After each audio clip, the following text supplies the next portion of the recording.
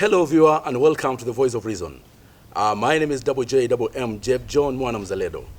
Now, another very good evening when we are looking at matters that have happened in the country in the last 7 days. Of course, the other weekend we looked at the issues that had happened the other week, where we were looking at the BBI success that had just happened in the county assemblies. But as if something befell BBI, suddenly BBI has stopped.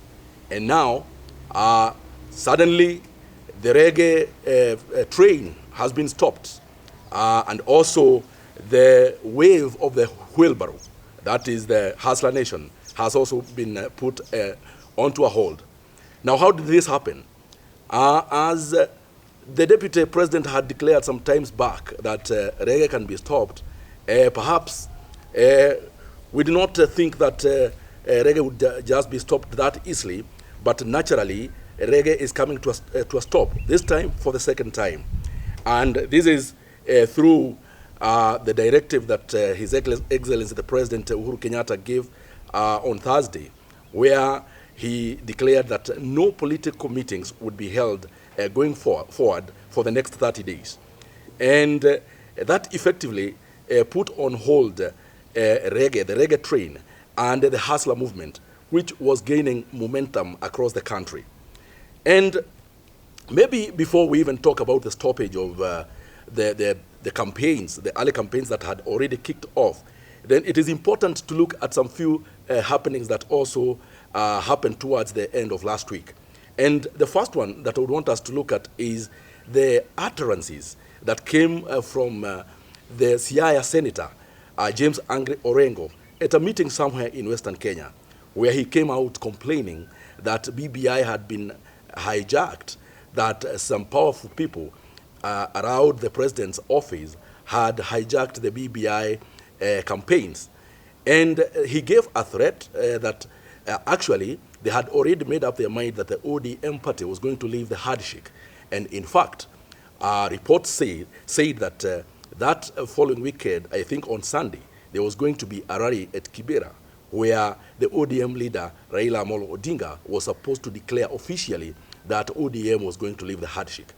Whether that was true or not, it's now water under the bridge, because other things happened.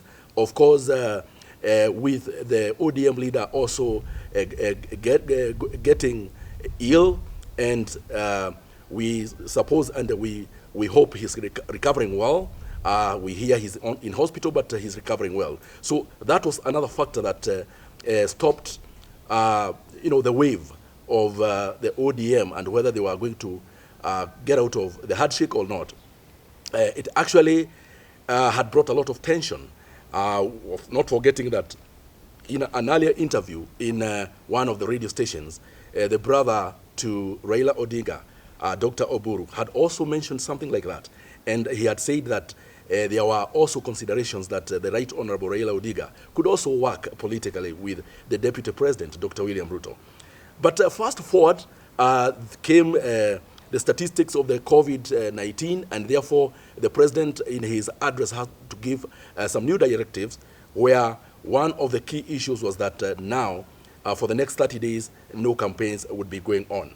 But going back to the ODM's complaint about BBI being hijacked, I would want us to revisit and really check what really was the issue.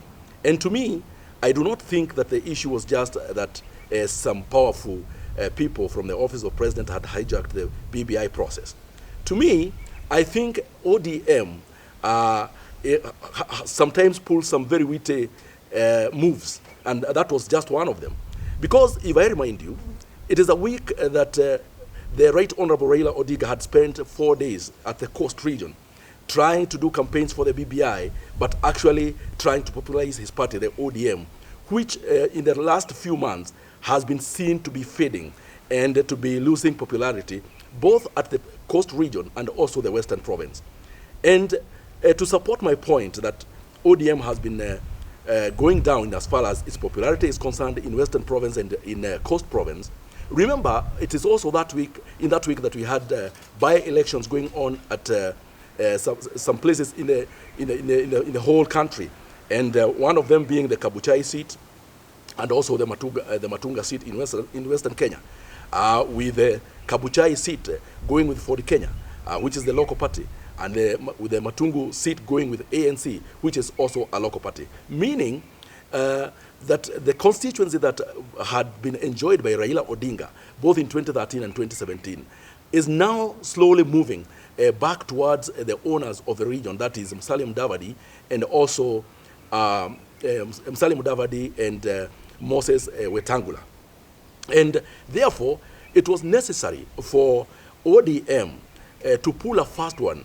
That is, to me, if you ask me, this was a stone that was meant to kill two birds at the same time. In other words, they wanted to tempt President Uhuru Kenyatta to show his total support to Raila Odinga, that come 2022, he's going to support Raila Odinga. Remember, this friendship of Raila Odinga and Uhuru Kenyatta is seen to be threatened by the new alliance that has been formed by the likes of Kalonzo Musyoka, Musalia Mudavadi, Gideon Moi, and Moses Wetangula, who have formed an alliance that actually even did the campaigns for those by-elections together.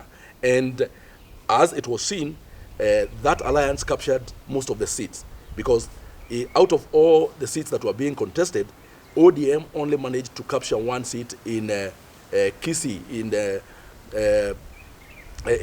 Kisii, and that was only one MCA seat in Kitutu Masaba. And then UDA, which is the new formation that is being associated with the Deputy President, Dr. William Ruto, it also only managed to capture one seat at the London ward in Nakuru. Not forgetting that also JP, the Jubilee Party, which has also now suffered cracks and major cracks, it also happened to just win one MCA seat at the Hell's Gate ward in Naivasha, Nakuru.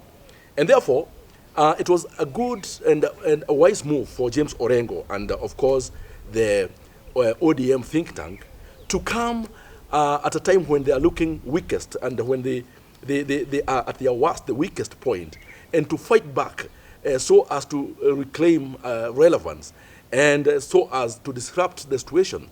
Because can you imagine what would happen today if ODM became serious and walked out of the BBI? That would leave President Uhuru Kenyatta very, very exposed. And in fact, it would even bring the danger of even an impeachment happening to the president. And therefore, we are going to enjoy, Kenyans are going to enjoy a free atmosphere going forward for the next 30 days. We hope that the politicians of this country, though they are known to be very ignorant to where law comes in, we hope that this time round they are going to be able to obey the law and stop those meetings so that Kenyans can also have a break and also focus on other developmental issues. So today, we just wanted to look at that situation, but going forward, we'll look into more handles as we get nearer to the 2022 elections. Then the cloud around the succession of the president will gather more crowds, and it will be more darker and darker. But as we go forward, we'll be able to break it down for you. So till next time, I remain JJM, Jeff John Mwana Mzalendo, reminding Kenyans to continue working, and also do not forget whatever you do because of politics. Remember, I told you politics is just another game, just like that game that you like most, the game of football. See you next week. Bye-bye.